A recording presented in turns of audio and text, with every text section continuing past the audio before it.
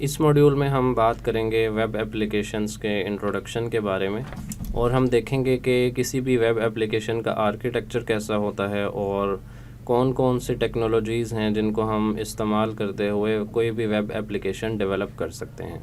तो हम अपनी डिस्कशन को स्टार्ट करते हैं। वेब एप्लीकेशंस के बारे में बात करने से पहले हम बात करेंगे स्टैंड अलोन एप्लीकेशंस के बारे में। स्टैंड अलोन एप्लीकेशंस ऐसे सॉफ्टवेयर प्रोग्राम्स हैं जो यूज़र के डिवाइसेस पर इंडिपेंडेंटली रन होते हैं और इनको रन होने के लिए किसी इंटरनेट कनेक्शन की ज़रूरत नहीं है।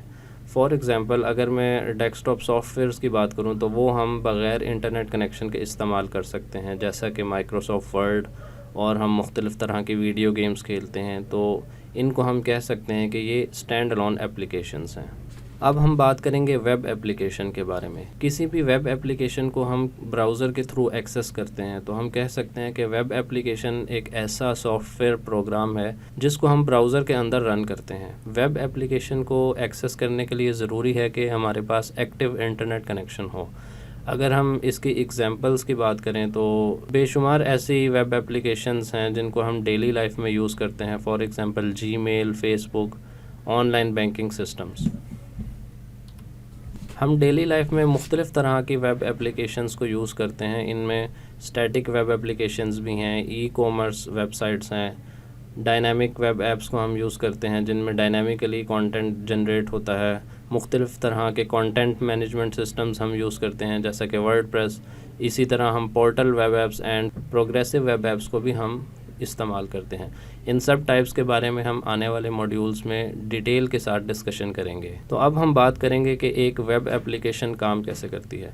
किसी भी वेब एप्लीकेशन के आर्किटेक्चर में क्लाइंट साइड और सर्वर साइड के कंपोनेंट्स मौजूद होते हैं। क्लाइंट साइड जो है वो यूज़र का ब्राउज़र होता है जिसके थ्रू हम रिक्वेस्ट भेजते हैं वेब सर्वर को, और वेब सर्वर हमें उस रिक्वेस्ट के बदले में रिस्पॉन्स जनरेट करके हमारे ब्राउज़र को भेजता है, जो हमारा ब्राउज़र हमें यूज़र इंटरफेस की फॉर्म में रेंडर करके दिखाता है। तो अभी हमने बात की थी क्लाइंट साइड और सर्वर साइड की, तो अब हम इन दोनों को अलग अलग देखेंगे। जब भी हमने किसी वेब ऐप को एक्सेस करना होता है तो हम क्लाइंट साइड यानी कि यूज़र के ब्राउज़र से रिक्वेस्ट भेजते हैं सर्वर को, और जो रिस्पॉन्स आता है वो हमें यूज़र इंटरफेस की फॉर्म में ब्राउज़र के अंदर नज़र आता है। तो क्लाइंट साइड टेक्नोलॉजीज़ का यही काम है कि वो हमें यूज़र इंटरफेस मुहैया करें किसी भी वेब एप्लीकेशन का। सर्वर साइड टेक्नोलॉजीज़ जो हैं वो डेटाबेसेस और एपीआईज़ के साथ इंटरेक्ट करती हैं और हमारे डाटा को प्रोसेस करके हमें इंफॉर्मेशन वापस हमारे ब्राउज़र में प्रोवाइड करती हैं।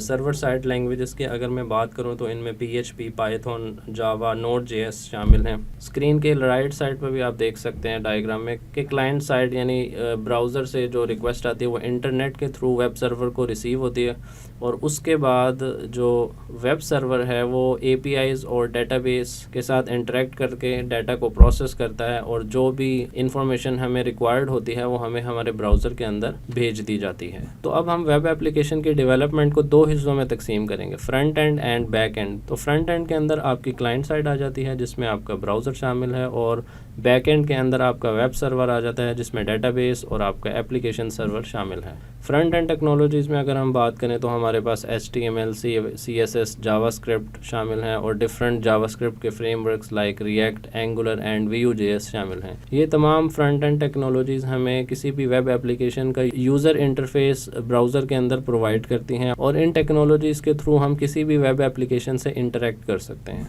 तो अब हम बात करेंगे बैक एंड टेक्नोलॉजीज़ की। बैक एंड टेक्नोलॉजीज़ जैसा कि पहले भी हमने जिक्र किया कि इनमें सर्वर साइड के जितने भी ऑपरेशंस हैं वो आ जाते हैं, और इनमें अगर हम लैंग्वेजेस की बात करें तो इसमें Express.js है, Django फ्रेमवर्क है, और Ruby on Rails लैंग्वेज है, PHP है, एट्सेट्रा। जावा में भी आप इसकी डेवलपमेंट कर सकते हैं। बैकएंड के ऊपर हम मेनली डाटा स्टोरेज और यूज़र ऑथेंटिकेशन और APIs के ऊपर काम करते हैं। तो अगर हम डिटेल में देखें तो हर लैंग्वेज का फ्रेमवर्क आपको स्क्रीन पे गिवन है। तो हर लैंग्वेज के अपने फ्रेमवर्क्स हैं जिनको इस्तेमाल करते हुए हम बैकएंड की डेवलपमेंट कर सकते हैं। फॉर एग्जांपल, अगर हम PHP की बात करें तो इसमें लारावेल फ्रेमवर्क है, कोडिग्निटर है, सिम्फनी है। इसी तरह हम पाइथन की बात करें तो डिजेंगो फ्रेमवर्क, यानी हम किसी भी लैंग्वेज के फ्रेमवर्क को यूज़ करते हुए वेब एप्लीकेशन का बैक एंड डेवलप कर सकते हैं। वेब एप्लीकेशन के अंदर अगर हम वेबसाइट्स की बात करें तो उनको हम दो मेजर कैटेगरीज में डिवाइड किया जाता है, स्टैटिक एंड डायनामिक वेबसाइट्स। जो हमारी स्टैटिक वेबसाइट्स हैं वो ऐसी वेबसाइट्स हैं जिनके ऊपर जो कंटेंट है वो तमाम यूज़र्स के लिए फ़िक्स रहता है और इसमें यूज़र जो है वो वेबसाइट के साथ इंटरेक्ट नहीं करता। इसके बरक्स अगर हम डायनामिक वेबसाइट्स की बात करें तो इसमें जो है वो यूज़र वेबसाइट्स के साथ इंटरेक्ट भी कर सकता है और हर यूज़र के लिए डिफरेंट कंटेंट जो है वो जनरेट हो सकता है based on the user request. तो जो डायनामिक वेबसाइट्स हैं उनमें हम APIs और डेटाबेसेस का भी इस्तेमाल करते हैं ताकि हम डायनामिक कंटेंट जो है वो जनरेट करवा सकें, जबकि इसके बरक्स स्टैटिक वेबसाइट्स में हम डेटाबेसेस को इस्तेमाल नहीं करते। तो अगर हम वेब ऐप्स के फ़ीचर्स के बारे में बात करें तो ये एक्सेसिबल होते हैं, यानी किसी भी डिवाइस और किसी भी ब्राउज़र के थ्रू हम किसी भी वेब ऐप को एक्सेस कर सकते हैं। इसी तरह वेब ऐप्स के अंदर जो डाटा की स्टोरेज है वो सेंट्रलाइज्ड सर्वर पे होती है, तो डाटा को हम वर्ल्ड वाइड कहीं से भी एक्सेस कर सकते हैं। इसी तरह हमारी जो वेब ऐप्स हैं वो स्केलेबल होती है। इसका मतलब ये है कि large number of user request को एट अ टाइम एंटरटेन कर सकती हैं। तो आखिर में एक मरतबा फिर हम वेब एप्लीकेशंस की एग्जांपल्स के बारे में बात करेंगे। सोशल मीडिया प्लेटफॉर्म्स हम डेली यूज़ करते हैं, इसी तरह हम ई-कॉमर्स वेबसाइट्स यूज़ करते हैं, फॉर एग्जांपल अमेज़ॉन, ईबे, दराज, एक्सप्रेस। इसके अलावा हम ऑनलाइन कोलैबोरेशन टूल्स इस्तेमाल करते हैं जैसे कि गूगल डॉक्स हैं, ट्रेलो है, टीम वीवर है। तो ये सब जो है हमारी वेब एप्लीकेशंस की एग्जांपल्स हैं।